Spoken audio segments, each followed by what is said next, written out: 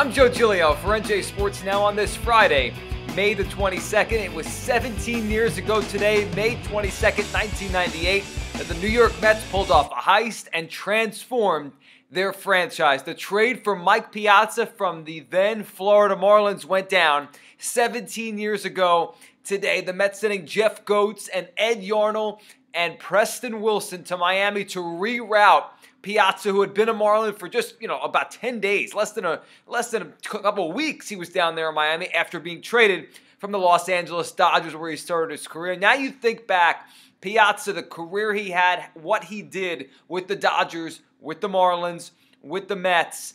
He was the best hitting catcher in the history of baseball, belongs in the Hall of Fame, and he changed the Mets franchise when he arrived to New York, to Flushing, and to Shea Stadium. The Mets were a team you could tell they were on their way. They were on their way back to being a legitimate National League championship type of contender. Piazza arrived in 98. By 99, the Mets were back in the NLCS. By 2000, they represented the National League in the World Series against the Yankees. And you think to the way the game is now and how offense is down, especially the catching position. I mean, it's difficult to find a catcher in today's game that could crank 30 home runs out. It is difficult to find a catcher that could hit 320, 330. If you could find one that could do each, you've done a lot right now in Major League Baseball. Buster Posey, probably the best catcher in terms of offense that baseball has to offer right now. He's not that kind of hitter. Yadier Molina has been very good. He's not that kind of hitter. Jonathan Lucroy last year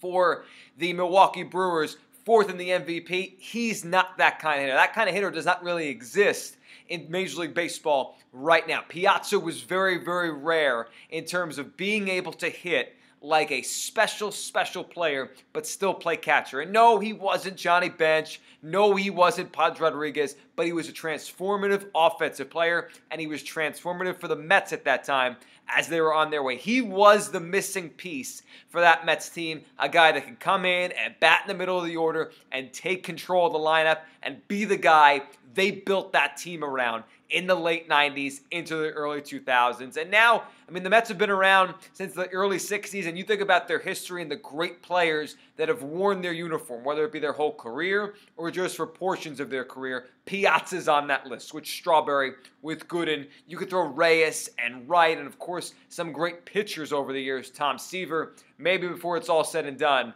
you'll have a guy like Matt Harvey joining Seaver and Kuzman and Gooden and the great arms that have come through the Mets. But in terms of bats, in terms of impact hitters, the Mets have had about a handful of them you could think of off the top of your head over the years. And 17 years ago today, we have a little flashback Friday here and think about where the Mets were when they acquired Piazza. He changed their franchise. He changed the way we look at catchers and the way they can hit.